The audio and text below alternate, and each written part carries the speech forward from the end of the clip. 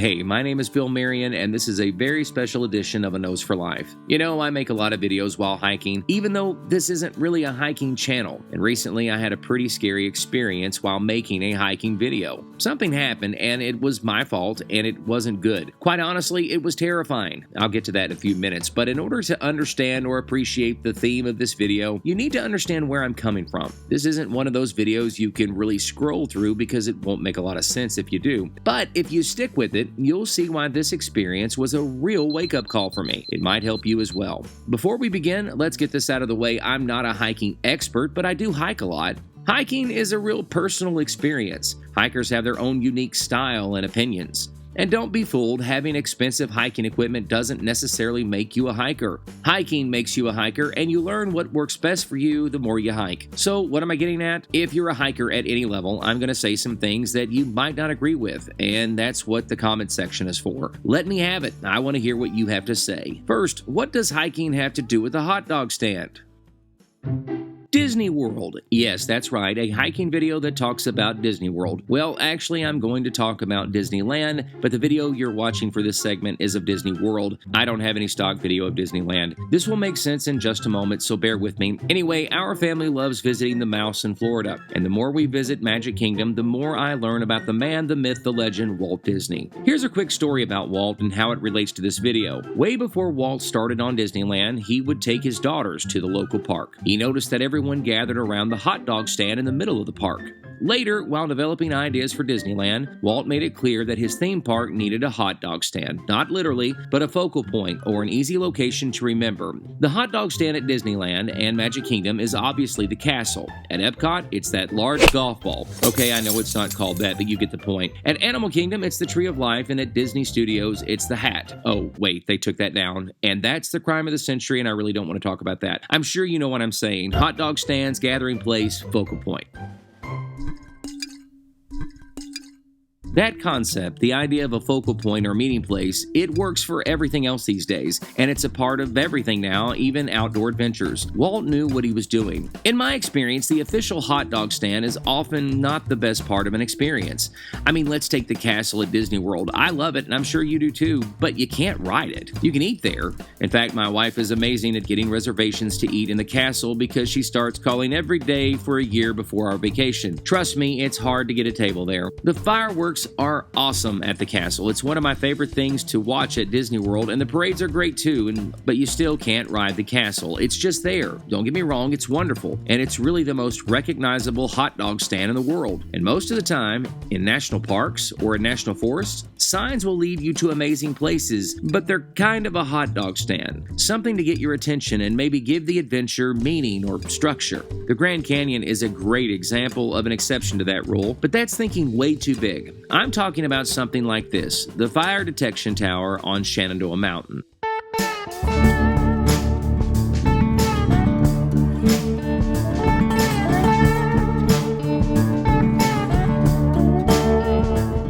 High Knob Fire Detection Tower, because the creative team just phoned it in that day. I mean, let's be honest, of all the names in the world, High Knob. Well, okay, whatever.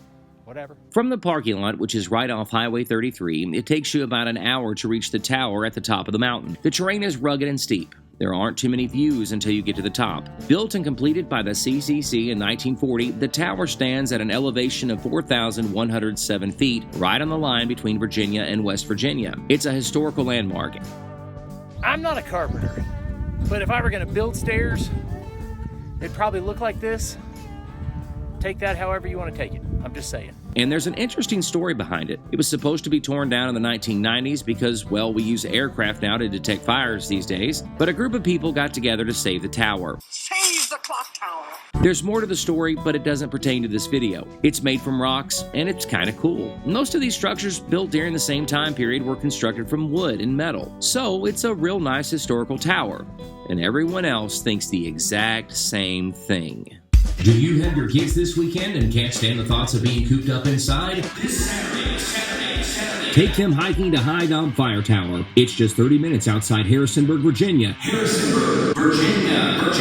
It's on the West Virginia border. The other Virginia. Planning a date but out of ideas? Go hiking to High Knob Fire Tower. The view is fantastic. Fantastic. Fantastic. Have you been trapped in your house for a few months because of 2020 stuff and want to get outdoors but you want to get back in time to order pizza? Then take a trip to High Knob Fire Tower and stretch your legs. Love West Virginia's mountains but don't want to visit West Virginia? High Knob Fire Tower is the place for you. Pretend you love the outdoors and be home in time for dinner. Visit High Knob Fire Tower this Saturday. This trail goes between Virginia and West Virginia, and as such, it gets a lot more traffic. So I've already passed about 20 people today. My hike up to High Knob Fire Tower was so boring. It was crowded. Kids, not just any kids, but little kids, crying, yelling, screaming. This is not why I go hiking. Boring. There's no adventure, there's no fun, there's no excitement. I needed more. This is why I don't like hiking the Appalachian Trail in certain regions of Virginia. It's like walking at a local park with occasional steep inclines and the possibility of seeing a bear that one time in 15 trips over a 20-year time period, and that's all you'll talk about. This is not why I hike. I need adventure, and this was not an adventure.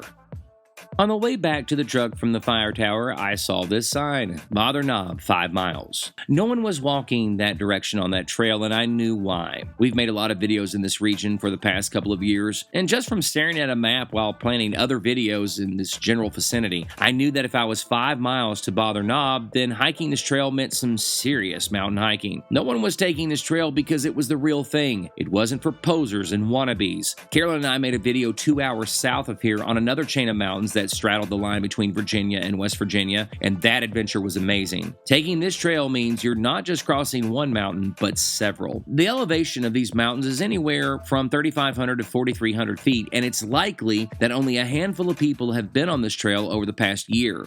It's just now summer, and let's be honest, this past spring, no one really knew if hiking was in or out. No, I'm not getting into that in this video. No one was taking this trail. Everyone was heading up to the hot dog stand, and if you're wanting to see wildlife and enjoy some peace and quiet in the mountains, this was the trail. The trail was marked with yellow blazes, and that made this decision even easier. I set my timer for 2 hours. It was really that simple. Hike 2 hours in and then 2 hours back. That's my personal rule. If a trail is marked, but you don't have a topographical map, use the blazes and your timepiece and turn around according to the time that you've allotted. But there are exceptions, like finding another trail that loops back or even a road. But if there is no guaranteed alternate route back, stick to the plan.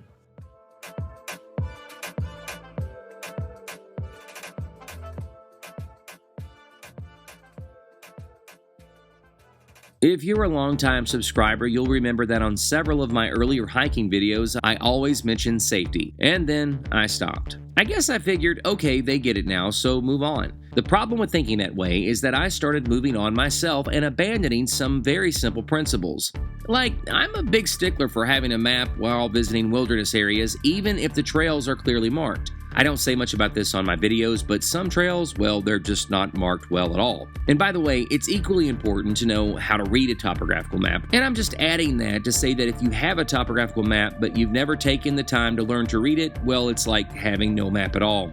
But the timepiece method that I'm using, it works. Essentially, using a timepiece to record distance and direction is pretty simple. And there's a lot more to this method that I'm going to cover in this video, but you can use a timepiece to measure and record direction and distance. Now, you have to know your pace and things like that, and this method requires you to know a few prominent terrain features in your region as well. But that's going way too deep. Simply stated, it's giving yourself a specific time to turn around, no matter how amazing of an experience you're having. In my opinion, having the discipline to turn around when it's time to turn around is pivotal, but over the past couple of years, I got away from turning around when the clock said it was time.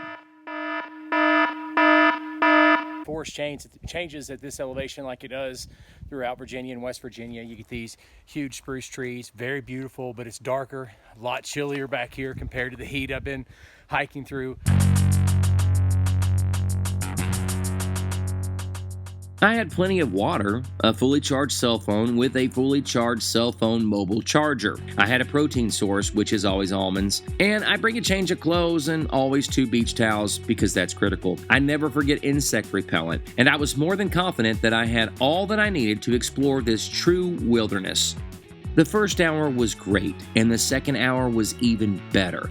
There were signs of bear everywhere. No, not those signs, these signs. In fact, I've never seen so many bear signs in my life. I felt like I was entering a bear zoo. I'm not going to show this because it might be too gross for some of our viewers, but trust me, bear really do that in the woods. So if you ever hear the question, does a bear go potty in the woods? The answer is most definitely yes. They most certainly do, and it was all over the place. It was like they had just had their morning coffee and nature called all over the trail. There were claw marks in the trees and tracks everywhere. It's not like I'm an expert bear tracker or anything, but you didn't have to be.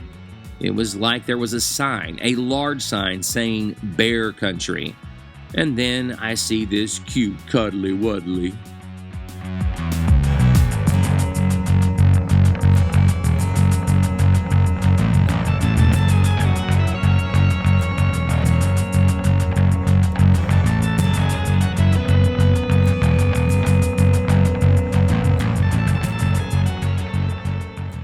Carolyn and I love bear. We have several videos that include bear. I watched this bear for several minutes, and it saw me before I started recording this video, and it didn't get scared. And while I'm recording this video, I keep thinking that any minute it'll take off into the forest. That's what happens most of the time. And while I'm recording, I made this noise to let it know I was there. Yeah. I can explain this noise some other time, or maybe I can't. Either way, that's not what this video is about. Maybe it shouldn't have, but it bothered me a little that it didn't just run off. It stuck around. Okay, let's get this out of the way, but please, this isn't a political video or a political channel, but sometimes I'm legally carrying while hiking in the wilderness areas, but not on this hike. Remember, I was heading to the hot dog stand with everyone else. I didn't have anything. No pepper spray, not even a slingshot. Having passed the bear, I began to realize that I'd been hiking for close to 3 hours over some really rough terrain and climbing one mountain after another. I'd ignored my timer. I was having a blast, but I was a tad bit freaked out. I was in bear country, and I was already exhausted, and I had quite a trip back. I wasn't panicking, but I was concerned. I needed to get a ping on my cell phone so I could see where I was specifically and maybe work my way back to a logging road and just take a road back to the truck. A road would be a little easier on my back, and I could enjoy myself a little longer, but no cell phone service. I should have turned around right then. Instead, I kept walking forward in search of an easier way back, which is stupid.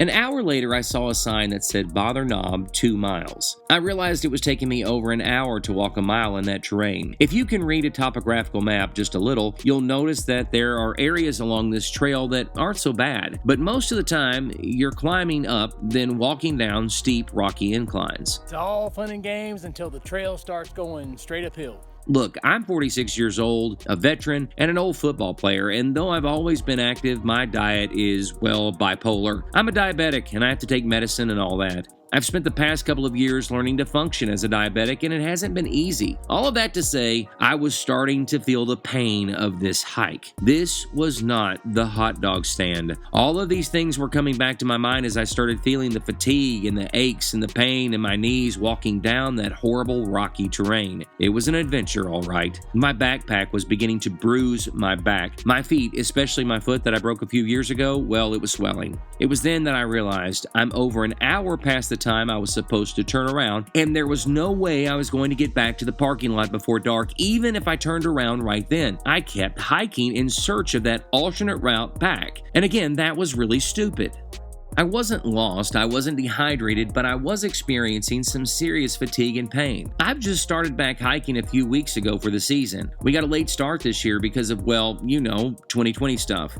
I had been hiking some serious terrain by this point for almost 5 hours. Remember, this trip started with my Disney World-like experience to that hot dog stand. The smart thing to do in this situation was turn around right then, but I was hoping to find that road. Even though it would take longer, it would be easier on my feet and knees. Another hour passed, and the sun was going down quickly.